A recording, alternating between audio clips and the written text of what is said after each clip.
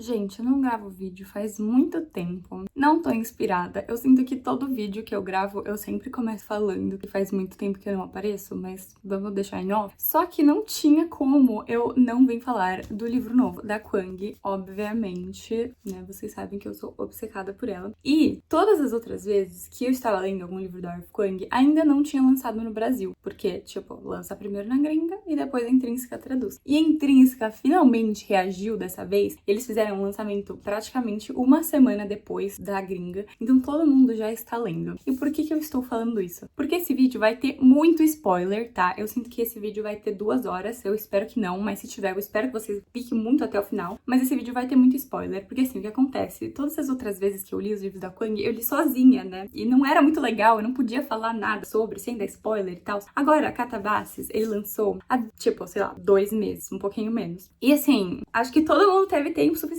pra ler, tá? Se não teve, me desculpa, você volta mais tarde. Mas eu preciso fazer algum vídeo da R.F. Kuang com spoiler, então vocês me perdoem. Se você não leu esse vídeo, você está avisado. Eu não vou botar nenhum aviso de spoiler, esse é seu único aviso. Então, se você quiser sair desse vídeo, fique à vontade. Eu queria dizer que eu fiquei tão empolgada pra fazer esse vídeo que, gente, o meu roteiro, ele não é um roteiro normal, ele é um mapa mental, tá? Então começa aqui, ó. Gente, então assim, se esse vídeo for um pouco confuso, eu peço perdão. Espero que eu consiga conectar todos os pontos falando do mesmo jeito que eu consegui no meu mapa mental, mas qualquer coisa a gente dá uma arrumada na edição, vocês me perguntam nos comentários, sei lá. Vamos lá! Só um breve contexto, eu vou falar, tipo, a sinopse de uma frase, que vai ser uma sinopse tosca, pra introduzir o que eu vou começar a falar. Então, basicamente, Catabasis é um livro sobre 2 estudantes que decidem ir até o inferno porque eles precisam de uma carta de recomendação do professor deles. Tipo, o auge da comédia, né? Quando ela vai escrever tragédias, ninguém percebe que, no fundo, ela só é uma comediante. E aí, um contexto que eu acho muito interessante de trazer já é que esse livro é totalmente inspirado na vida da R.F. Kuang e do marido dela, que no momento em que ela estava escrevendo Catabasis, era o namorado dela, ou noivo, né, no caso. Então, tem muitos paralelos na história. Por exemplo, a Alice, ou Alice, gente, talvez eu fale Alice, porque eu li em inglês, tá? Mas me perdoem, eu sei que a maioria das pessoas vai estranhar, porque eu acho que a maioria das pessoas lê em português, então vai falar Alice. Mas, enfim, mesma pessoa. Ela tem muitos paralelos com a R.F. Kuang, porque ela é uma estudante de linguística, né? Só que daí tem a parte de magia, e a R.F. Kuang, pra quem não sabe, gente, ela escreveu Babel, né? Então, acho que todo mundo sabe, mas enfim. E o marido dela, ele é matemático, então Peter, ele é uma pessoa, tipo, super lógica, matemática também, então, paralelos, claro. E a própria R.F. Kuang já falou que o Peter é completamente inspirado não só no marido dela, mas no soluço de Como Treinar Seu Dragão, né? Todos os livros dela tem algum personagem nerdola, magrelo, meio estranho, que é o Ketai, o Robin e agora o Peter. E ela falou que ela casou com esse personagem, né? O soluço, Como Treinar Seu Dragão, é o marido dela. Então, é muito legal saber disso já. Agora eu vou contar mais alguns fatos curiosos que eu acho que vão fazer toda a diferença caso você já tenha lido, saber sobre essas coisas. Antes da R.F. Kuang escrever esse livro, ela e o marido dela, eles começaram o programa de doutorado deles. E eles estavam, assim, alucinados, era o sonho da vida deles, eles achavam que ia ser assim, uma experiência perfeita, eles idealizaram muito isso na cabeça deles. E quando eles começaram, o marido dela desenvolveu, ou na verdade descobriu, né, que ele tinha uma doença crônica, que é a doença de Crohn, e foi um momento muito difícil na vida deles, eles perderam muitas aulas, ele ficou internado no hospital um tempão. A saúde mental da Kuang foi lá pro beleléu. Quando ela começou a escrever esse livro, ela percebeu que foi uma maneira de se livrar desse trauma de tudo que eles tinham passado. Um fato muito louco, que pra mim é surreal, caso você já tenha lido esse livro, vai ser surreal pra você também, é que esse livro ia ser uma comédia romântica, tipo, né, pela própria sinopse que eu falei, 2 alunos indo pro inferno pra pegar uma carta de recomendação. É engraçadinho. E quando ela começou a escrever, ela percebeu que ela tinha que tirar muita coisa do sistema dela e o livro acabou virando uma coisa completamente diferente. Tanto que a trama central de Catabasis é saúde mental, é bastante sobre a doença do Peter e como isso é incapacitante pra ele. Então, é incrível que tem tudo a ver com o que a R.F. Kuang estava passando no momento. Eu acho que muitos de vocês podem já saber disso, mas a palavra Catabasis significa descida ao submundo, que é basicamente a sinopse do livro. 2 alunos indo pro submundo. Só que, um fato muito curioso que a R.F. Kuang falou numa entrevista, inclusive, tudo que eu falar aqui vai estar, tipo, referenciado na descrição do vídeo, tá? Ela falou numa entrevista uma coisa muito legal, que o nome desse livro não ia ser só Catabasis, ia ser Catabasis Anabasis. Anabasis significa subida. Então, Catabasis Anabasis ia significar mais ou menos, né, a descida ao submundo, mas depois a subida desse herói. Tipo, saindo do fundo do poço, basicamente. Ela diz que eles estavam passando pelo inferno pessoal deles. E esse livro, basicamente, foi uma maneira de se livrar de todo aquele inferno pessoal que eles tinham passado e seguir em frente com esses traumas. Agora, o primeiro ponto que eu quero falar é justamente isso de saúde mental, redes sociais e excesso de informação, conectando, né, o que a Kwang falou, que quando ela escreveu esse livro, ela tinha passado por um momento muito difícil, ainda estava um pouco nesse momento muito difícil. Eu li um texto no Substack chamado Existem Idiotas com Pós-Doutorado. E teve uma frase que, quando eu li, eu pensei imediatamente em catábases, porque eu estava lendo ele na época, e a frase é assim: quanto conhecimento aleatório me perturba, que não deveria estar lá. Quanto conhecimento superficial eu sei por notícias, reels e conversas que só me sobrecarregam mentalmente. Na hora que eu li isso, eu pensei na Alice, porque, né, primeiro spoiler aqui, a gente sabe que a memória dela é infinita, a memória dela é perfeita. O professor lá, maluco dela, fez um pentagrama no braço dela para que ela não esquecesse de absolutamente nada. Isso me lembrou tanto o momento que a gente tá passando com as redes sociais. Eu honestamente nem sei se a Ralph Kwang quis fazer esse paralelo, mas é muito inevitável pensar que atualmente a gente recebe informação o tempo inteiro. Não dá pra parar literalmente seu celular, é uma bomba de informação o tempo inteiro e como isso prejudica a nossa saúde mental. Então, em outras duas entrevistas que eu li da Ralph Kwang, eu acho que, mesmo que tenha sido no subconsciente dela, ela fez um paralelo muito grande a isso, porque ela falou que quando ela tava escrevendo Impostora, ela tava, tipo assim, obcecada pelo Twitter, era pandemia, ela passava o dia inteiro scrolling.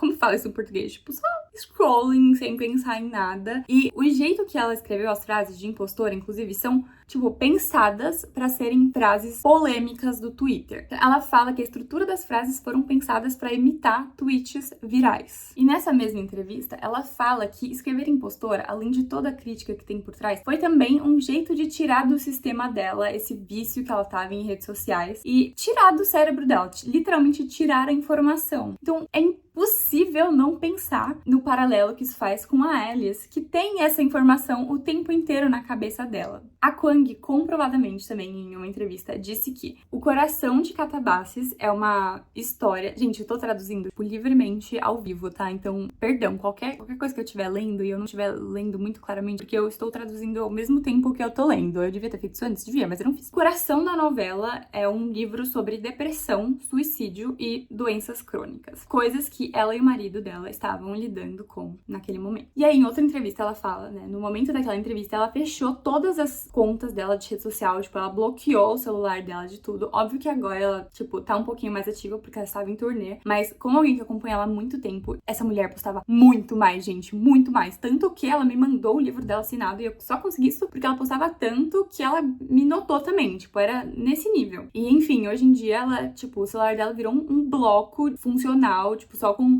telefone, mensagem, etc. E de vez em quando ela acessa redes sociais. Então, de novo, não dá pra não pensar no excesso de informação que a Alice tem comparado com tudo isso que a Ralph Kwang diz. Em Catabasis, a Alice fala que ela tá muito cansada do conteúdo da mente dela e que há muito tempo já tinha sido informação demais. E aí, gente, óbvio que, tipo, ela está lidando com muitas outras coisas, né? Ela está lidando com um professor abusivo e eu vou chegar nesse ponto. Mas eu acho que é muito essencial também pra ela tá desse jeito, completamente suicida, literalmente. Ela fala muitas vezes no livro que ela pensa em se matar, é o fato de que ela não consegue esquecer nada e a cabeça dela tá lotada de informação inútil. Só no final do livro, né, mais um spoiler, quando ela perde o pentagrama no braço dela, que ela, pela primeira vez em muito tempo, fala que voltou a ter clareza, consegue pensar por conta própria, sem ter tanta coisa na cabeça dela o tempo inteiro. Gente, isso pra mim grita redes sociais e o que as redes sociais estão fazendo com a nossa cabeça. E aí aqui eu vou conectar com um segundo ponto, que é a curiosidade. E a Alice tem tanta informação na cabeça dela que ela perde o interesse em absolutamente tudo. Ela não consegue nem lembrar o porquê a pesquisa dela é tão importante, por que o doutorado dela é tão importante. Tem uma frase que eu amei muito nesse livro, que em algum lugar enterrado dentro dela tava aquela chama curiosa que se rebelava contra contra o tédio e que tentava, acima de tudo, engajar com o mundo ao seu redor. E que agora essa chama estava apagada demais para ela fazer qualquer outra coisa além de sentir dor. Pra mim, isso é a base da depressão dela, gente. Só que agora, antes de falar de curiosidade, eu acho importante a gente falar de outra coisa, que é o direito de errar e a performance constante nessa palavra tá sendo jogada por aí na internet agora o tempo inteiro, que todo mundo agora só está performando e não sei o que, não sei o que lá. Tem um determinado momento do livro que a Alice está contando sobre uma experiência que ela teve com os colegas, né, dela, de doutorado,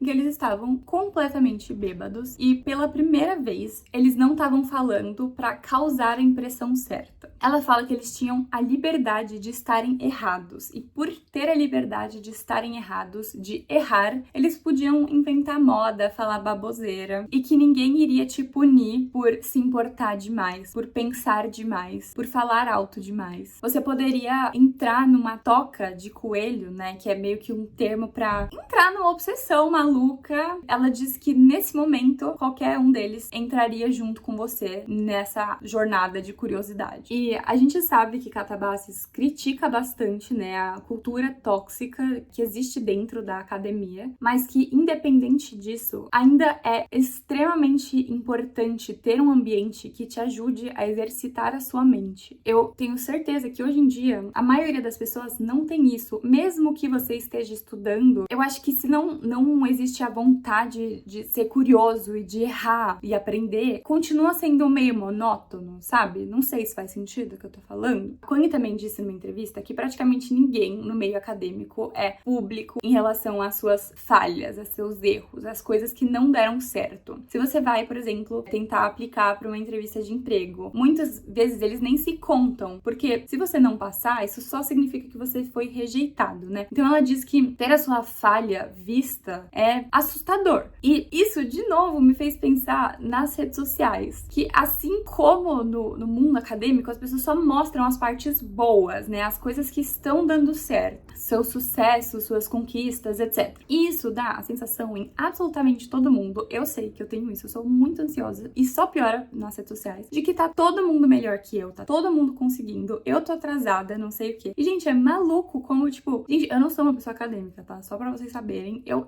não tenho relação nenhuma, mas é maluco como todo mundo no planeta inteiro consegue se identificar com isso no momento. E aí, além dessa ceninha que ela contou, né, do pessoal acadêmico entrando em tocas de coelho, isso tem tudo a ver com a relação da Alice com o Peter também, né? Porque ela colocava ele num pedestal, que ela achava que a vida dele era perfeito, que ele não tinha esforço nenhum, né? Ele era o gênio que não precisava se esforçar e que ela achava que tinha alguma coisa de errada com ela, porque parecia que ele tava tão bem o tempo inteiro. E, gente, essa é exatamente a sensação que eu tenho quando abro o Instagram, cara. Tipo assim, e eu fiquei me perguntando, será que eu, como criadora de conteúdo, causo essa sensação em alguém? Tipo, olha como isso é tóxico e perigoso até. Tipo, gente, olha o nível que essa menina está nesse livro, tá? Aprofundando só um pouquinho mais isso, eu também fico pensando muito nessa questão de o direito de errar, né? A frase que a Alice diz é que ninguém tava procurando te corrigir, ninguém tava falando pra fazer a impressão certa, né? E falando agora um pouco sobre cultura do cancelamento e até militância, tipo, eu sei que essa palavra também tá sendo tão jogada, eu acho que a gente perdeu um pouco a linha entre ativismo e militância e, enfim, outro vídeo, mas eu li uma frase muito legal também no Substack, que eu vou ler aqui pra vocês, que diz assim: a liberdade pra expressar um pensamento, uma dúvida, uma piada, até mesmo um erro, tá desaparecendo embaixo da pressão do purismo ideológico. Isso também é uma forma de autoritarismo, não imposto de cima, mas enforçado através do medo da exclusão social. Isso pra mim é, tipo, totalmente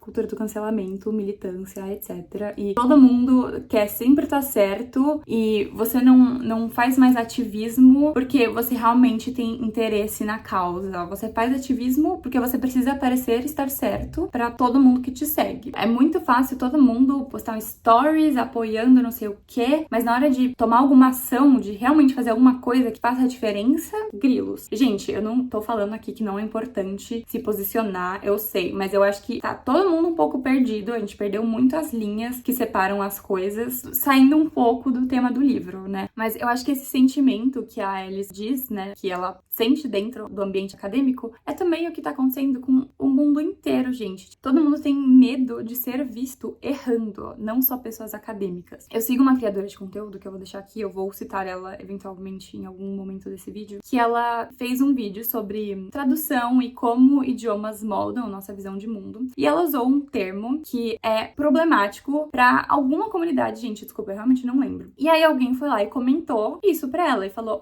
eu gostei bastante desse vídeo e tal, mas esse termo que você usou é problemático, né? Aí ela falou, nossa, desculpa, não sabia, obrigada por me avisar. E poderia ter acabado aí, certo? Mas não. Mas aí entrou alguém, começou a acusar ela de ser, não sei se racista ou mais xenofóbica, coisas assim, porque ela tinha errado um termo. Tipo, tá todo mundo se policiando o tempo inteiro. Enfim, eu acho isso extremamente tóxico. Eu acho que a gente precisa voltar a ter o direito de errar. E tá tudo bem você errar, e você assumir seu erro, você aprender com ele. Sabe, a menina não matou ninguém, enfim. E eu acho que a Alice e pessoas no ambiente acadêmico sentem isso até talvez mais forte do que pessoas nas redes sociais, porque você tá num pedestal intelectual, né? Tipo, se você não sabe tudo, então o que você tá fazendo estudando em Cambridge? Que tóxico, né? Enfim, me aprofundei um pouco demais nesse tema, mas eu acho que esse medo de errar e ser visto errando, junto ao excesso de informação que a gente tem o tempo inteiro, estão matando a curiosidade das pessoas. E pra mim, pelo menos, eu sou uma pessoa extremamente curiosa, mata a minha alma quando eu não estou sendo curiosa, porque é o que aconteceu com a Alice. Perde o interesse por absolutamente tudo. O que mais vai te fazer viver? E não é sobreviver, não é ter que comer e acordar e dormir. Não é sobreviver, é viver. O que mais vai te fazer viver além da sua curiosidade? Além de você querer aprender coisas novas, buscar coisas novas, conhecer pessoas novas. E aí ela diz uma frase maravilhosa sobre isso, sobre essa curiosidade, né, infantil quase. Uma mente ingênua, aberta à exploração infantil, era a mente mais feliz. É muito bonito como ela fala, né, da sensação de perguntar coisas simples e receber respostas extremamente complexas. Tipo, é uma sensação muito gratificante e maravilhosa. E ela critica muito, né, pessoas que não são abertas à espontaneidade, são quadradinhas, ela fala que constroem sistemas e circuitos fechados. E, gente, pra mim, isso é minha opinião, isso não é o jeito de viver. Eu sei que quando eu estou sendo uma pessoa assim, enfim, só eu sei o que acontece com a minha saúde mental. E aí tem várias partes muito interessantes do livro que falam na cara da Alice que ela é obcecada por validação acadêmica, que ela só é movida pela validação, ela não tem interesse nenhum no processo, ela só quer o resultado, ela só quer as estrelinhas douradas. E ela retruca isso, né? Ela fala que não, o ponto pra ela não é validação acadêmica. Porque é isso, o ponto não deveria ser a validação, seja acadêmica, seja qualquer outra validação. O ponto não deveria ser o resultado, e sim o processo. Então ela diz que o ponto pra ela, de tudo que ela faz, é o simples prazer da descoberta. Só que o problema é justamente isso. Se você tá inserido em um ambiente tóxico, ou você tá obcecado por redes sociais, ou, enfim, nesse medo constante de errar, ou com informação demais na sua cabeça, são muitas coisas, né, que fazem uma só. Vai matar a sua curiosidade e você vai virar um robô. E eu sinto que muitas pessoas viraram robôs hoje em dia e a gente precisa lutar contra isso. E eu até fiz uma anotação no meu livro, porque me fez pensar muito, sabe? A Alice, ela sabe que ela está em um ambiente tóxico e mesmo assim ela justifica isso e fala que ela só precisa sobreviver ao ambiente tóxico desde que ela tenha os recursos que ela precisa pra pensar. Porque no fim do dia, o que importa é isso, é essa crença que ela tem, essa curiosidade que ela tem, ela precisa saciar isso e todo o resto ela só precisa sobreviver. E tendo essa chama, né, da curiosidade, sobreviver ao resto se torna muito mais fácil. E aí eu anotei no meu livro, porque me fez ter uma crise existencial, porque eu fiquei assim, nossa, tipo, eu tenho alguma coisa que me faça me sentir desse jeito? Eu tenho alguma coisa que faça todo o resto valer a pena? Eu não sei pra mim onde tá o equilíbrio entre trabalho e paixão, porque pra mim, pelo menos, trabalhar no mercado corporativo, que tem tudo a ver com o acadêmico, pra mim são espelhos um do outro, eu vou entrar nisso, mas pra mim trabalhar no mercado corporativo matou a minha alma e matou todo o amor que eu tinha por fazer arte, muitas formas de arte, né, não todas, mas eu me sentia sem nada, sabe, que eu tinha perdido esse foguinho que eu tinha dentro de mim. E aí, um fato muito interessante é que eu tenho informações privilegiadas, porque eu sigo a Arif Kwang há muito tempo, e como ela era maluca e viciada no Twitter, ela postou uma vez print de catábacos que ela estava escrevendo, tipo, a primeira versão, segunda no máximo, sei lá. E, gente, o nome dos personagens não era Alice e Peter, era Sophie e Neil. E eu fiquei, Mas, tipo assim, o significado pra mim de Alice e Peter é muito óbvio. Tipo, Alice tem tudo a ver com Alice no País das Maravilhas e Peter é claramente o Peter Pan. Então, Alice remete muito a, né, curiosidade, eu já falei essa palavra 50 vezes, e a mergulhar num mundo estranho. Ela literalmente faz isso. Mas não só ela faz isso, a personagem, né, de entrar no inferno, a Arif Kwang fez isso porque ela mergulhou no mundo estranho ao escrever esse livro. Ela não sabia absolutamente nada sobre lógica, paradoxos, matemática, não é a área dela. E ela foi e entrou numa toca de coelho, igual a Alice faz, e seguiu a curiosidade dela. Seguiu o coelhinho, né? E é muito legal porque todos os livros que a Arif Kwang escreve partiram de alguma curiosidade que ela tinha e ela decidiu se aprofundar nisso, né? Então, a Guerra da Papoula foi muito inspirado, né? A gente já sabe, na família dela, na Segunda Guerra Sino-Japonesa. Agora, Catabases, ela entrou numa área completamente diferente. Impostora, ela queria trazer esse debate de quem tem o direito de contar certas histórias e criticar muitas coisas no mercado editorial. Então, por que essa autora maravilhosa decidiu seguir tanto a curiosidade dela? A gente tem esses livros incríveis. E aí, só pra vocês verem como a Kwang seguiu a curiosidade dela pra entender sobre lógica e paradoxos e tal, tem várias fotos que ela também postou no Twitter, que são, tipo, amigos do marido dela, basicamente, professores de matemática e lógica, etc. Eles fizeram uma festinha na casa dela, em que eles iam trazer paradoxos que ela poderia usar no livro, e eles acabaram a festa com um quadro branco cheio de anotações malucas matemáticas escritas. E, gente, estamos falando de uma pessoa de humanas, tá? Que é tradutora, escreve livros. Tipo, olha como é legal, sabe? Sair da caixinha. E aí eu fiquei me perguntando, né? Por que Sophie e Neil? O que tem a ver com Alice e Peter? E aí, gente, o significado de Sophie é basicamente sabedoria. Então, sabedoria, Sophie, seria uma personagem muito mais racional, que se encaixa muito mais no meio acadêmico. E ela troca isso por uma personagem, Alice, que remete à curiosidade o tempo inteiro. E mais do que curiosidade, é a infantilidade, a infância, né? Alice é uma criança, assim como o Peter Pan. É muito louco, porque troca totalmente o significado, sabe? Ela vai de sabedoria, que é alguém que já sabe, pra curiosidade, alguém que está tentando saber. E pra mim, o de Peter explodiu a minha mente, tá? Porque Peter vem de Niall, no irlandês, que significa campeão, que é literalmente como a Alice enxerga ele. E no grego, significa rocha, ou pedra, né? Peter, pedra, dá pra perceber a semelhança. E aí, ele faz um contraste muito grande com a Alice, porque o nome dela significa que ela é uma personagem fluida e curiosa, e já ele é muito fixo e racional e preso, que nem uma pedra mesmo. E além disso, né, todo o negócio de remeter ao Peter Pan, que é um menino, também uma criança que não quer crescer, e ele é um homem, né, brilhante, mas que ele vive na bolinha dele de maturidade, de ego, né, ele é um gênio sem esforço nenhum, que é pelo menos como a gente sabe que a Alice enxerga ele. Enfim, eu achei essa troca muito maluca. Sophie e Neil soam muito mais como personagens de uma tragédia grega, de fato. E Alice e Peter são literalmente duas crianças que foram parar no inferno acadêmico. Tipo, gente...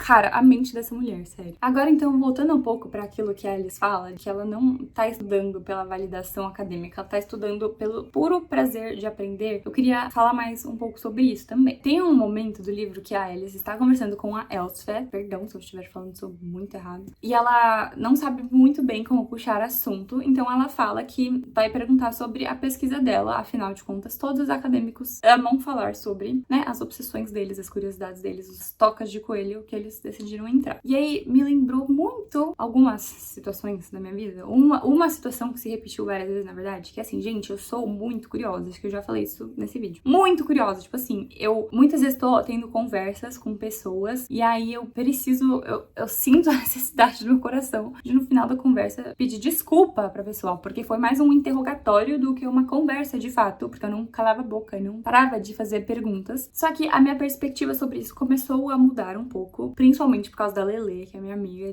diva, que ela sempre, muitas vezes que isso acontece, ela está junto, porque, sei lá, a gente tá conhecendo alguém novo junto, e ela sempre fala, Maia, para de pedir desculpa, tipo, as pessoas gostam que façam perguntas, e as pessoas gostam de falar sobre elas mesmas e sobre os interesses delas, e se sentirem validadas e importantes, tipo, para de pedir desculpa por ser curiosa. E é muito isso mesmo, tipo, dá uma sensação de validação e de credibilidade, de que você é importante, porque, tipo, todo mundo é só um ser humano numa pedra flutuante tentando, tipo, novas maneiras de se conectar. E aí a Anna Howard, que é uma criadora de conteúdo que eu gosto muito, escritora também, ela escreveu uma frase maravilhosa que ficou pra sempre na minha mente, que é basicamente, tipo, numa citação bem livre aqui: pessoas assim, curiosas, que fazem muitas perguntas, são muito especiais, porque você faz perguntas que você sabe que seriam boas de receber. Gente, que lindo!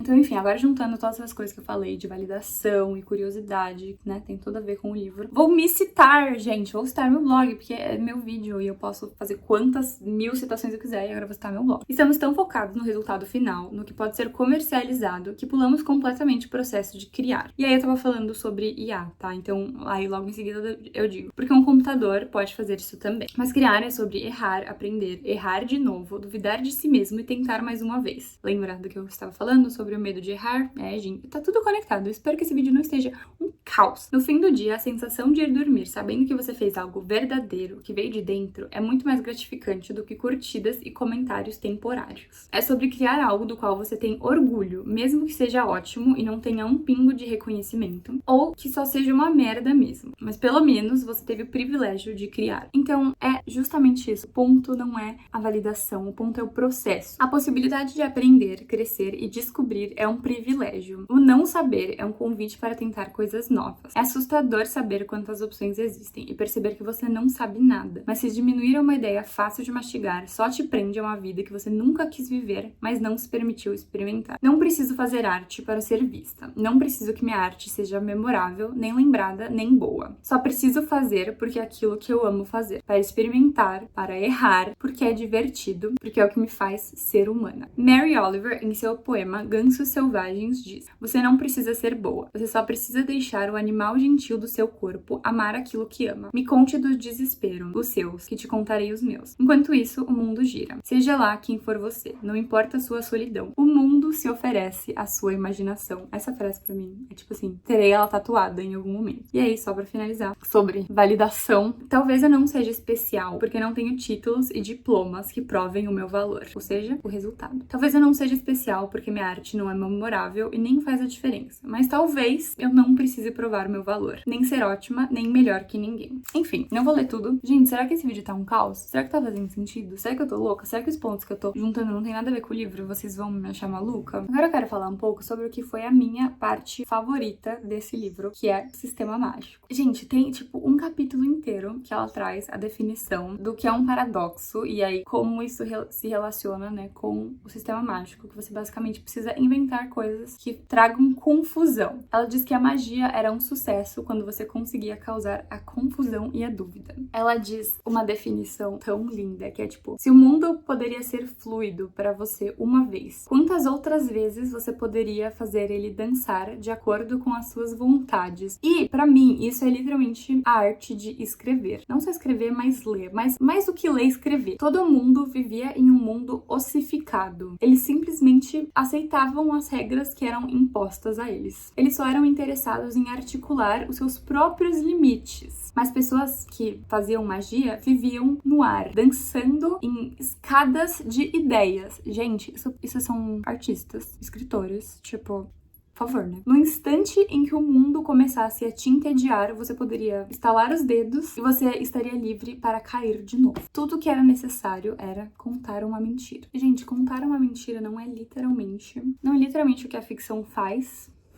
A magia desse livro só é possível graças ao poder de contar mentiras sobre o mundo. E a ficção faz o quê? Conta mentiras sobre o mundo. E aí, além disso, né, no livro, o pessoal que estuda magia não tem verba. Igual quem? Igual o pessoal de arte, da literatura, das humanidades. Tipo assim, e é muito interessante como ela traz isso como um sistema mágico, porque além de, né, todos esses paralelos, pra mim, o poder da palavra é, tipo, o maior poder que existe no mundo. Por isso que tantas pessoas, por exemplo, quando eu falo que eu tô escrevendo um livro, ficam tipo, ai, mas uma IA pode fazer isso por você. Mas muitas pessoas podem nunca ter aprendido a gostar de escrever ou só escrever, mas as pessoas ainda querem se beneficiar do poder que a escrita traz e por isso que, né, bota um computador pra fazer isso pra você. Só que eu li uma frase muito legal sobre isso que eu vou ter que ler pra vocês também. A escrita é uma questão de poder. Ela pode determinar quem controla a narrativa, quem dita a realidade e quem decide o que é possível. Todo império sobrevive não apenas pela pela força militar, mas também por sua capacidade de moldar a percepção, fabricar consenso e fazer com que seu domínio pareça inevitável. O Império Britânico não conquistou apenas com armas, mas também com a linguagem, usando civilização como propaganda. Os Estados Unidos seguem o mesmo modelo, usando Hollywood, o jornalismo e os livros didáticos para distorcer a história, para fazer com que a opressão pareça ordem e a resistência pareça caos.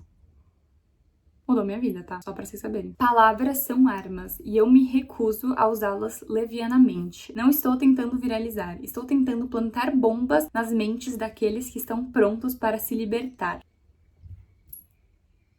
Gente, tipo assim, esse texto, ele mudou a minha vida. E, pra mim, os livros da Kwang, eles fazem exatamente isso. É muito fácil, né? Todo mundo falar que fantasia não é literatura de verdade, não sei o quê. Só que olha todo o poder que a ficção, que a literatura, que a arte tem. Cara, tipo assim, isso mudou a minha vida, sério. E aí tem um momento que a Alice, ela tá na 8ª corte e ela se depara com um bazar. E ela diz que esse bazar é literalmente feito pra te distrair. Que existem milhões de produtos te fazendo não escrever para comprar esses produtos que te fazem ser melhor em escrever. E enquanto você está consumindo esses produtos, você não escreve. E aí volta para o que eu falei no começo, de excesso de informação, de internet, de que as pessoas estão perdendo a curiosidade delas. Tipo, eu espero muito que esse vídeo não seja um caos, porque pra mim, estou vendo tudo conectado. Mas, tipo, gente, esse livro, tipo assim, ele me fez... Que ódio dessa escritora, sabe? E aí, voltando, né, pra aquilo que eu falei de excesso de informação, não é só excesso de informação matando a nossa curiosidade, tal, mas tá matando muito a empatia das pessoas, tá todo mundo dessensibilizado com absolutamente tudo. Tem uma frase que eu li muito boa também, que é: sabemos mais do que nunca e sentimos menos que nunca. Sabemos aniversários e zonas de guerra. Passamos de imagens de crianças famintas para memes sobre gatos em fantasias de Halloween. E aí isso me faz pensar muito na capacidade de atenção que as pessoas têm, né? Porque é isso, não é só sobre ter curiosidade. E volta para aquilo que eu falei de, tipo, se você não tem interesse nas coisas que você tá fazendo, acaba só sendo monótono. Tipo, eu até queria fazer um vídeo falando do meu diário digital, porque eu falei sobre isso no Insta. E muitas pessoas me perguntaram como eu fiz um jardim digital, né? Não um diário digital. E aí, tipo, eu tava pensando no título do vídeo ser meio que, tipo, não adianta nada você sair das redes sociais se você não vai ter interesse em nada. Tipo, se você não tem nada pra fazer, literalmente o que adianta você botar seu celular pro lado e, tipo, ficar vendo Netflix, entendeu? Tipo, enfim.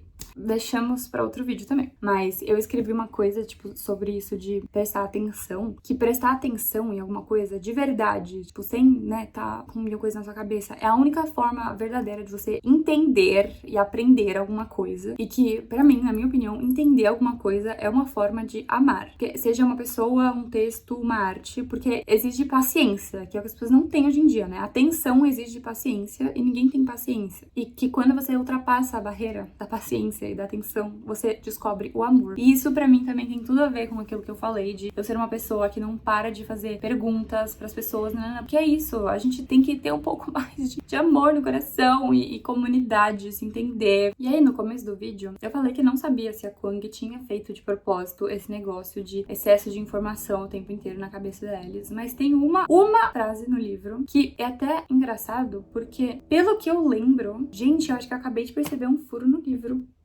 Puta merda. Mas, tipo assim, pelo que eu lembro, posso estar falando do Caco, mas eu também não vou pesquisar, porque eu tô com preguiça. Mas pelo que eu lembro, a Arif Kwang falou que esse livro se passa, tipo, nos anos 80. Porque não tem celular, né? Só que, gente, meu Deus. Tipo, tá, vamos ignorar o furo. Tem uma frase muito legal, que, tipo, provavelmente foi a Kwang interferindo na história, que ela diz que a magia estava em declínio. E aí eu vou traduzir isso, né, pra literatura, arte, humanidade está em declínio. E isso era um mero sintoma de um mundo onde crianças não liam, mas estavam babando na frente de uma tela. E aí por isso que eu acho que tem um furo, né? Porque não celular nos anos 80. Mas enfim, tipo, o ponto é a crítica e, tipo, como tá conectado com, tipo, todo o paralelo que a magia desse livro faz, né? Com a literatura. E aí o excesso de informação e as pessoas, meu Deus, se duvidando e com medo de errarem, nananã, tipo... E aí é até engraçado porque quando a Alice tá contando que ela, né? O professor dela colocou o pentagrama no braço dela e tal, tipo, tem uma frase que ela fala que é muito interessante, que ela nunca tinha parado pra pensar como humanos precisavam esquecer pra funcionar, porque ela se lembrava de cada micro interação que ela tinha tido, de, mano, tanta informação inútil, voltando pro começo do vídeo, sabe? E assim, agora vamos mudar de assunto, sair um pouco disso de curiosidade e falar sobre o abuso, a representação de abuso nesse livro. Gente, agora vai ficar bem pessoal aqui, tá bom? Essa frase sobre ela não se lembrar de quão importante era esquecer pra funcionar, está no capítulo 10. E aí, quando eu li o capítulo 10,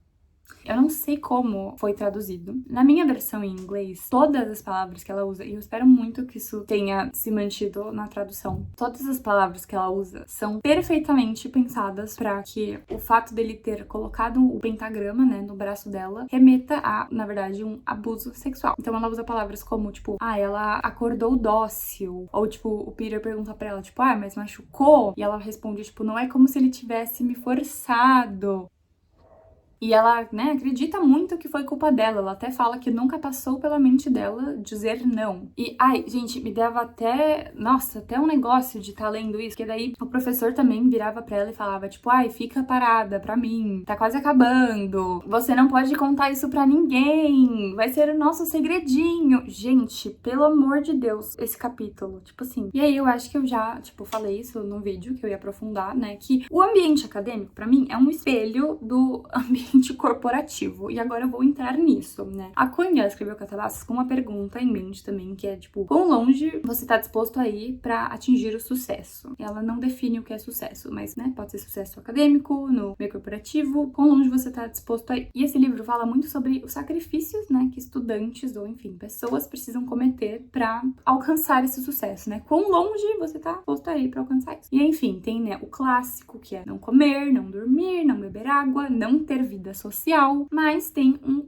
negócio tão interessante que é tipo assim, na página 8, que explica que ao descerem pro inferno, eles estarão abrindo mão de metade das vidas deles. E pra mim, isso significa tantas coisas. Ela contextualiza isso depois de já explicar que o Peter e a Alice, pelo menos eu acho, mas mesmo que não seja depois, tipo, dá pra a gente associar essas coisas. Eles, né, estão muito estressados, os dois estão, tipo, em fases horríveis, e pra mim, eles perderem metade da vida deles é muito o que o estresse faz com você também. Tipo, porra, se você passa tanto tempo assim, estressado, preocupado, ansioso, sem comer, sem viver, sem ter vida social, sem nananã, tudo isso graças ao estresse acadêmico, estresse corporativo, etc. Você também tá jogando metade da sua vida no lixo. E mais do que isso, né, os personagens, os dois, estão extremamente depressivos e suicidas, né? Tipo, os dois falam palavras muito claras a eles mais vezes, mas o Peter também fala que eles, né, já pensaram em se desviver e tal. E, tipo, pra mim, eles irem pro inferno é muito uma metáfora pro suicídio também, pra, tipo, eles dois cumprindo essa vontade deles. Gente, eles estão jogando metade da vida deles no lixo por uma carta de recomendação. E aí, os dois falam, né, tipo, mano, mas se eu não tiver essa carta de recomendação, não vale a pena viver. Então, eles de fato estão matando metade da vida deles. E aí, pra mim, se relaciona muito com o mundo corporativo, porque, tipo, é muito isso também. Tipo, você trabalha que nem um maluco pra você, no final, ter, tipo, uma quantidade de dinheiro que você julga que vai ser suficiente pra você viver a sua vida confortavelmente, mas, tipo, metade ou mais da sua vida foi pro saco, você passou ela estressada, e aí tem mais paralelos ainda, né? Porque daí tem todo aquele plot de que o professor roubou a pesquisa do Peter, e aí o fato do professor dele ter roubado a pesquisa dele faz ele fazer o trabalho dele, né? O resto do trabalho dele, que é revisar a própria pesquisa, que nem a bunda dele, porque, tipo, ele perdeu totalmente a motivação, né? Ele fez uma coisa super legal e não teve crédito nenhum por ela. E, gente, isso acontecia tanto quando eu estava trabalhando, tipo assim, as pessoas pegarem ideias, assumirem que eram delas, levarem totalmente o crédito por isso e, tipo, sinceramente, eu também fazia que nem a minha bunda as coisas, porque, tipo, qual motivação você vai ter se você não tá sendo reconhecido pelo seu trabalho? Pra mim, tá aqui, ó, pau, pau. E aí, não só isso, ai, gente, dá oi pro Wallyzinho. Mas a Alice também tem toda a questão, né, de machismo e tal, e ela fala que ela fazia questão de nunca aceitar um convite pra sair pra jantar, que ela sempre inventava que ela tinha namorado, que ela evitava muito sempre ficar com qualquer homem sozinha atrás de portas fechadas, pra que nem tivesse a possibilidade de rumores. E, gente, meu Deus do céu, como isso é igualzinho ao mundo corporativo também. Tipo, eu não vou expor ninguém aqui, eu não vou nem me expor, mas puta que pariu. E ela fala que isso são dicas, né, que ela foi aprendendo ao longo do tempo por ser uma mulher no mundo acadêmico. E aí no meu livro eu escrevi do ladinho, e no mundo corporativo, tipo, igual. E aí, tipo, todo aquele negócio, né, de tipo, você ter que vender a alma ou vender seu corpo pra subir pra alguma posição, né, isso é uma coisa que acontece com ela. Tipo assim, esse livro me fez sentir tanta raiva de tantas coisas, gente. E aí, agora eu vou ter que me expor um pouquinho pelo bem artístico do vídeo e contar pra vocês que eu passei por uma situação extremamente abusiva em uma empresa que eu trabalhei por um tempo. Parece que eu que escrevi esse livro, gente. Tipo assim, juro pra vocês. Eu demorei 2 meses pra ler esse livro, né? Não sei se vocês perceberam, quem segue meu Instagram, não foi sem querer, foi bem proposital que eu demorei, porque estava bem difícil de ler esse livro, porque tava me arrependendo a muitas coisas que aconteceram na minha vida. Então, eu preciso contextualizar isso pra vocês, pra falar tudo que eu vou falar agora. A Alice, ai gente, olha que fofinho, pelo amor de Deus. A Alice, ela é rainha, né, de justificar o comportamento que o professor, que o Grimes tinha em relação a ela, né? Ela fala que ele não era uma pessoa ruim, que na verdade ele tinha sido mais uma bênção do que uma maldição, porque no fim do dia ele tornou ela uma boa acadêmica. E quando eu li essa frase, eu fiquei, você é burra? Tipo, óbvio que ele não te fez uma boa acadêmica, você já poderia ser boa sem ele. Corta para uma semana depois, eu tava com umas amigas que trabalharam nessa empresa super abusiva e tóxica comigo. E uma delas fez a seguinte pergunta: gente, se vocês tivessem que escolher passar por tudo aquilo de novo, ou apagar da memória que nunca tivesse acontecido, tipo, mesmo que a gente não se conhecesse, etc., vocês passariam por aquilo de novo? E eu, gente, eu não pensei, tá? Eu não pensei. Eu respondi sim, porque, tipo, foi uma merda, mas me fez ser muito boa no meu trabalho.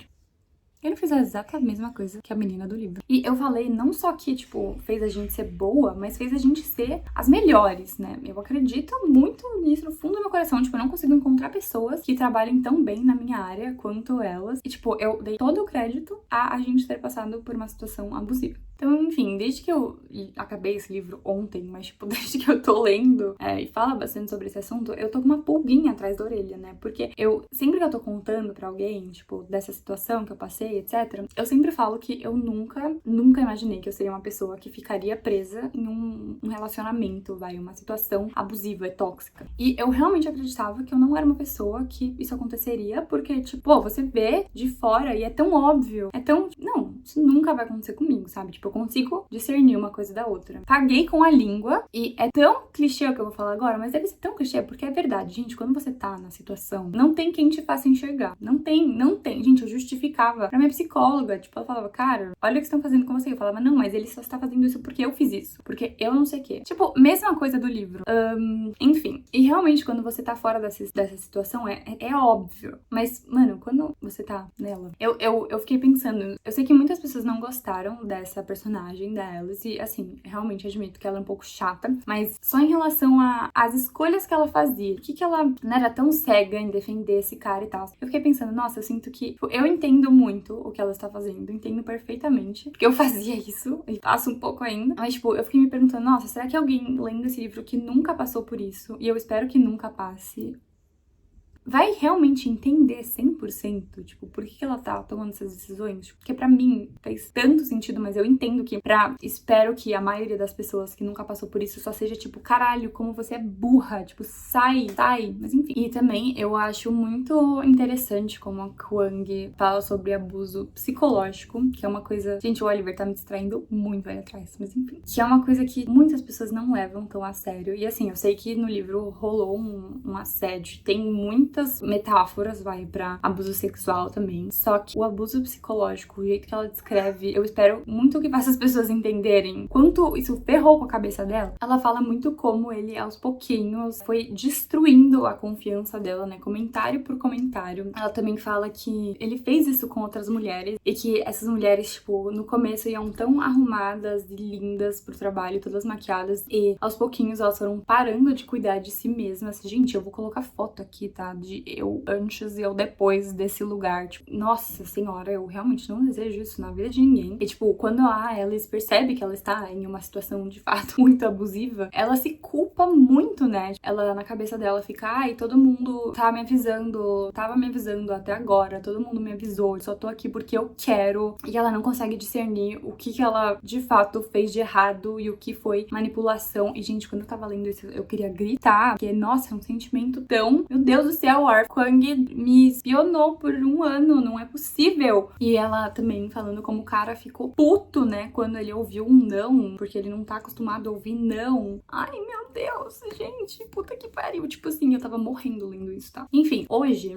já passou um tempo desde que eu passei por aquela situação e, tipo assim, obviamente eu consigo reconhecer que foi uma situação extremamente tóxica e abusiva. Eu não consigo justificar tanto quanto eu fazia na época o porquê um homem que tinha o dobro do meu tamanho e triplo da minha idade me tratava daquele jeito. Mas, tipo, ainda assim é muito difícil. Mas ainda assim é muito difícil eu não me culpar e não ficar tipo, mano, por que eu não saí antes? Desde o começo eu já sabia que ia ser assim. E, enfim, esse livro foi um tapa na minha cara. Porque até, gente, até o final do livro, essa menina, ela está, tipo, considerando continuar, né, com esse professor abusivo. Uma coisinha que faz ela virar a chave, que é o fato dele ter cagado pra o Peter ter morrido, né? Porque por ela tava super considerando continuar na situação. Então, enfim, é muito louco. E aí eu vou ler uma coisa que eu escrevi no próprio livro depois, lendo isso, né, da Alice, falar que o professor foi uma bênção na vida dela, porque ela só é tão boa graças a ele. E eu escrevi, depois de pensar tudo isso que eu estou falando pra vocês, que eu não me dei um pingo de crédito e credibilidade de que eu já seria muito boa no meu trabalho, graças a quem eu sou, e não porque eu passei por uma situação abusiva. E aí,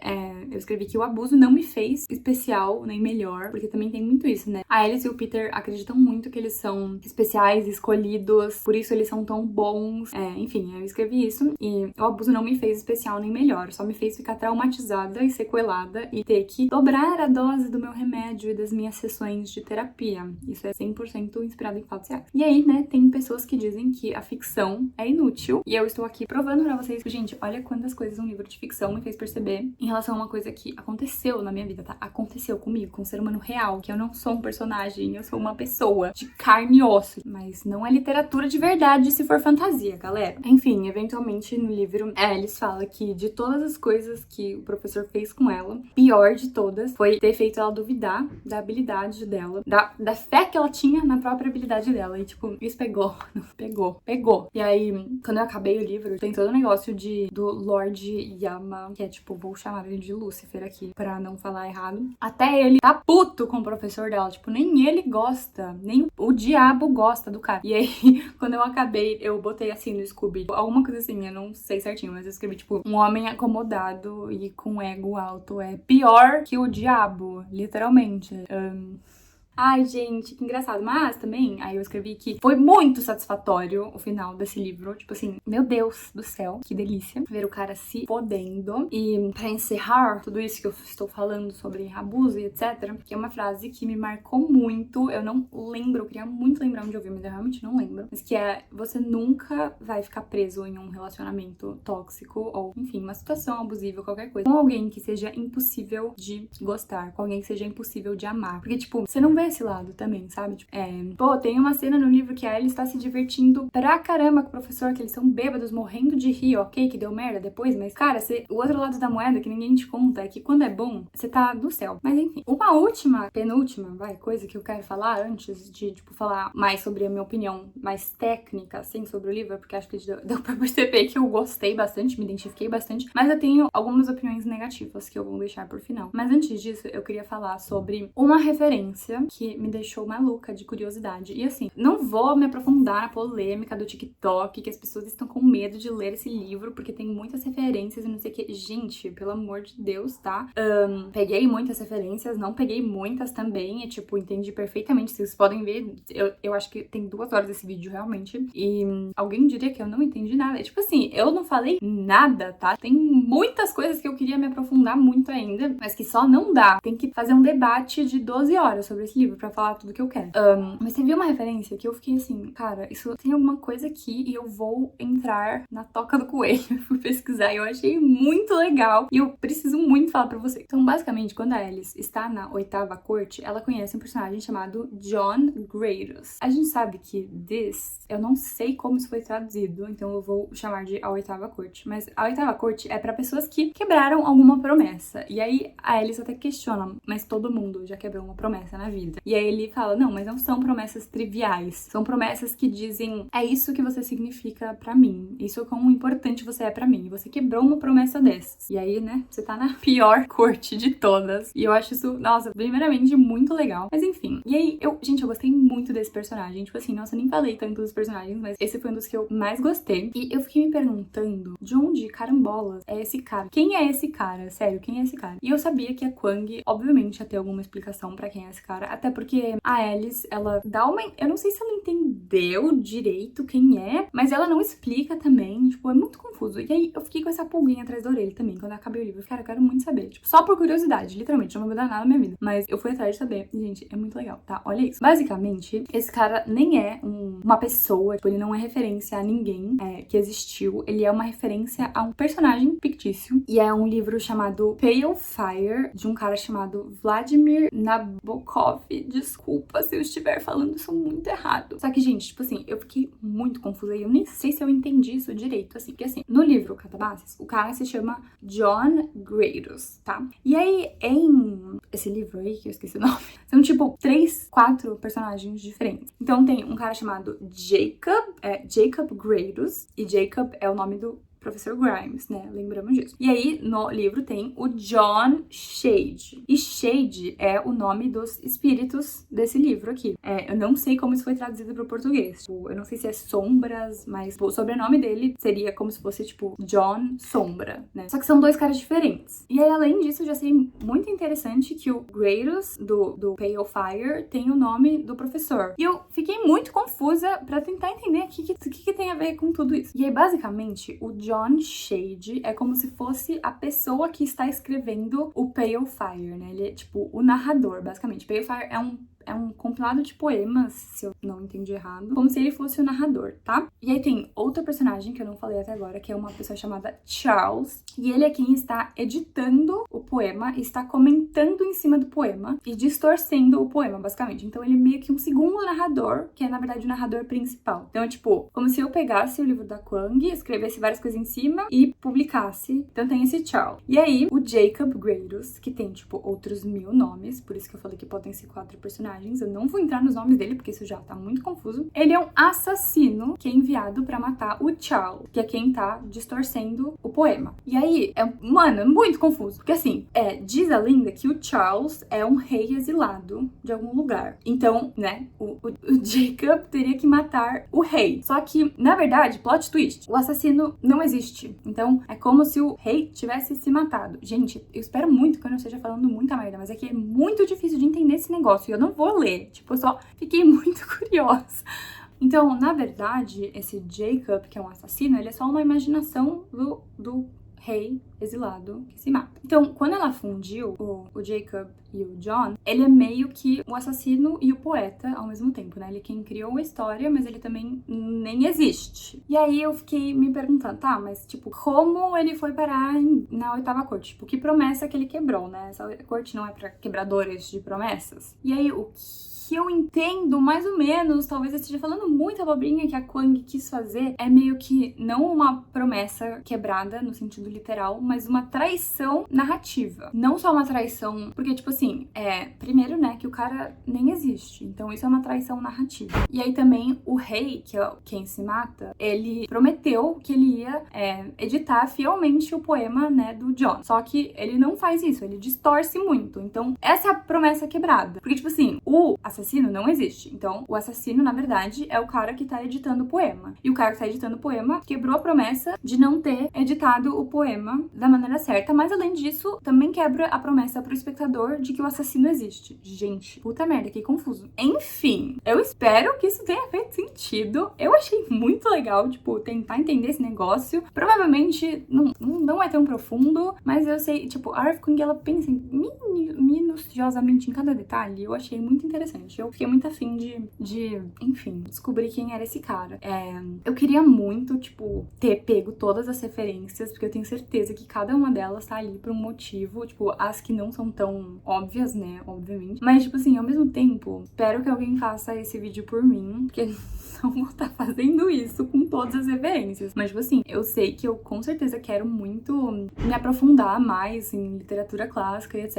E eventualmente, em algum momento da minha vida adulta, reler Catabases. Tento, tipo, muito mais bagagem. E eu sinto que deve ser uma experiência muito legal também. Mas, assim, óbvio que dá pra ler o livro sem pegar todas as referências. Tipo, gente, pelo amor de Deus, né? E agora, pra finalizar, porque vocês não devem mais aguentar a minha cara falando, eu vou dar minha opinião, gente. Tipo, no final do vídeo. Primeiramente, queria dizer que eu dei 5 estrelas, porque, gente, olha quantas coisas esse livro me fez, né, pensar. E, tipo, tem mais. Eu fiquei muito pensando também no o que seria o meu inferno, tipo, porque pra eles aparece um campus, porque pra eles um campus é o inferno. E eu fiquei pensando muito o que seria o meu inferno.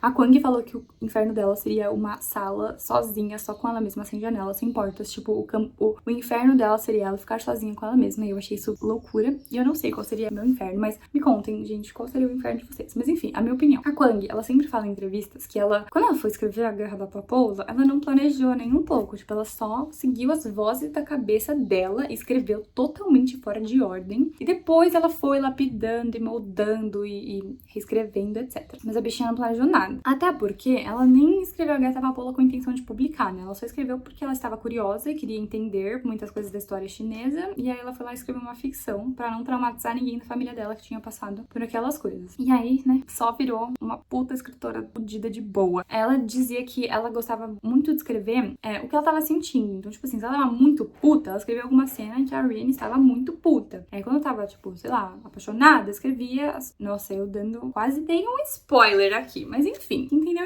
E aí, lendo A Guerra da Papoula, gente, eu sentia muito isso na página, tipo, eu sentia todas as emoções possíveis na página, e eu acho que vem muito disso, sabe? Ela tava sempre escrevendo a cena no momento certo. E aí, eu acho muito loucura como escritores diferentes funcionam, né? Porque, por exemplo, eu acho que a maior parte dos escritores, eles escrevem em ordem e com um mínimo planejamento, e, tipo, sei lá, as pessoas têm preferência de, primeira pessoa, terceira pessoa, não só escrever em ordem, mas contar a história em ordem, né? Enfim, e a Kwang sempre fala muito que ela quer melhorar como escritora, então, pra melhorar, você tem que, né, sair dessa zona de conforto. Então, tipo, sei lá, como muitos escritores poderiam sair da zona de conforto escrevendo fora de ordem, ou sem planejar tão meticulosamente, etc. E aí, o significado, né, pra a Kwang de melhorar como escritora é sair dessas caixinhas de conforto dela. Então, por exemplo, se a gente for ver Babel, A Guerra da Papoula e Impostora, eles são contados em ordem, né? Tipo, começo, meio e fim. Já Catabases, ele é, tipo, um vai e volta do caramba. Ela também fala que gostaria de escrever outros povs, né? Tipo, então a gente tem um capítulo que é muito mais o POV do Peter. Ela também fala que gostaria de escrever em primeira pessoa. Eu acho que talvez o próximo livro dela seja em primeira pessoa. Inclusive, spoiler, ela falou que o próximo livro dela vai ser bem uma vibe Sally Rooney e vai ser sobre uma pintora. Então eu achei isso muito legal, mas enfim. E também, o mais importante, pra sair da zona de conforto dela, ela quer começar a planejar mais as histórias, né? Pra também ter menos trabalho na hora de escrever, né? Pelo amor de Deus. Mas, tipo assim,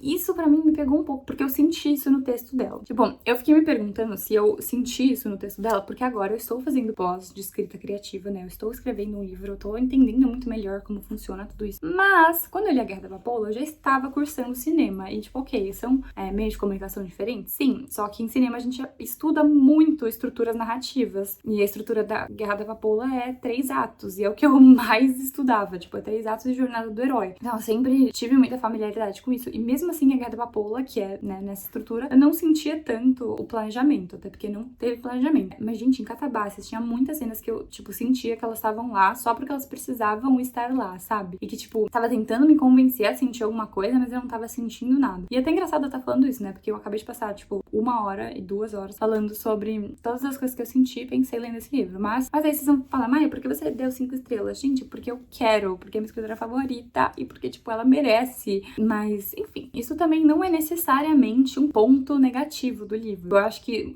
muitas coisas são intencionais também e literalmente é só uma percepção minha, mas eu sei que o que me faz amar tanto a Guerra da Papoula é que eu sinto cada cena perfeitamente, eu sinto a emoção de cada cena perfeitamente. E é engraçado, porque eu sei que Babel, ela já planejou um pouco mais do que a Guerra da Papoula, e aí Impostora mais ainda, e Catabaces mais ainda. E eu sinto que, tipo, progressivamente eu fui percebendo isso acontecendo, mas Impostora em Catabaces me pegou um pouquinho mais do que eu gostaria de ter percebido, sabe? E aí também, outra coisa é que, ai, gente, a segunda metade do livro foi muito arrastada, na minha opinião, depois que o Peter morre. Isso foi só, na verdade, por uma quebra de expectativa. Tipo, eu falei no começo do vídeo que a Kwang começou esse livro escrevendo uma comédia romântica, né? Só que não virou uma comédia romântica, porque ela foi escrevendo e percebeu que, tipo, não era isso que tinha dentro do coraçãozinho dela. Tudo bem. Só que eu sei lá, eu fiquei muito agarrada à expectativa de que seria uma comédia romântica, porque eu acompanho ela desde que ela está divulgando esse livro, né? Faz muito tempo. E eu sei que ela nunca mais tocou nisso, mas, tipo, eu não sei porque. Acho que ficou meio no meu consciente, que seria um pouquinho menos, sabe? Tipo, que seria um pouquinho mais leve. Não leve no sentido, mas, tipo, vocês entenderam? Que seria um pouco mais o tom de uma comédia romântica. E aí o personagem romântico não aparece por metade do livro. E eu fiquei, tipo, porra, ela é incapaz de não matar. Pelo amor de Deus. Nossa, eu dei um super spoiler agora, eu vou ter que cortar. E aí, uma coisa que é muito engraçada também é que eu vi muitas pessoas... Eu vi, mas tipo, sei lá, vai que alguém se identifica, né? Eu vi uma pessoa falando que no começo odiava muito o Peter, tipo, muito mesmo. E que só começou a gostar dele depois que ele contou, né, o motivo pra ele ser do jeito que ele era e tal. E, gente, eu fiquei, nossa, nunca poderia ter sido eu, porque isso que é foda de acompanhar essa história, que eu já sabia que o Peter era inspirado no marido dela, então eu já sabia que ela ia me fazer gostar dele. Então, gente, eu vi Por Trás da Máscara desde o começo. E eu já sabia também, tipo, não plot twist, mas, tipo, eu já sabia a explicação pra ele ser daquele jeito, né? Tipo, eu já sabia a questão da doença crônica. Então, tipo, sempre que a Alice falava, tipo, ai, ele é melhor que todo mundo, sem esforço nenhum, e ele some, e ele acha que é melhor que as pessoas. Tipo, eu já conseguia ler por trás das falas dela, porque eu já sabia o motivo. Então, tipo, eu não comprava muito esse ódio dela por ele. E isso quebrou muito minha expectativa também, porque eu fui panfletar esse livro de novo. Eu tava com a expectativa de que seria uma comédia romântica com inimigos acadêmicos. Não foi uma comédia romântica com inimigos acadêmicos. Se pô, que eles ainda eram meio inimiguinhos, mas, nossa, de um jeito completamente diferente do que eu tava esperando. E, de novo, isso não é uma coisa ruim, foi só uma quebra de expectativa. Gente, não vou acabar esse vídeo falando que eu falei tudo que eu tinha pra falar, porque ainda quero falar muitas coisas, mas comentem aí o que vocês acharam, coisas que esse livro fez vocês pensarem. Eu espero muito que esse vídeo tenha feito algum sentido e que não tenha sido só vários devaneios da minha cabeça, mas... ai, sei lá, tipo, eu também fiquei pensando, eu vou fazer um vídeo resenha de 15 minutos e já tem 30 vídeos desses na internet, tipo, vou falar a minha opinião mesmo, fazer devaneios e botar uma referência, quem quiser assistir que assista e não é problema meu. Mas enfim, gosto muito da Kwang, né, vocês já sabem, estarei lendo tudo que a diva publicar forever. Eu não mostrei, mas olha quantos post-its, gente, enfim, né, acho que dá pra ver que ele tá bem colorido, tipo, se vocês acham que eu falei muito aqui, não foi nem metade, não foi nem a ponta do iceberg. Mas enfim, espero muito que vocês tenham gostado desse vídeo. Comentem qual seria o inferno pessoal de vocês, eu quero muito saber. Tipo, eu quero muito descobrir qual seria o meu, mas eu realmente não sei. Eu acho que talvez, tipo, eu tô pensando em coisas que eu tenho medo, então, mano, ficar presa com um monte de abelha, nossa, isso com certeza. É isso, gente, espero que vocês tenham gostado. Beijinhos.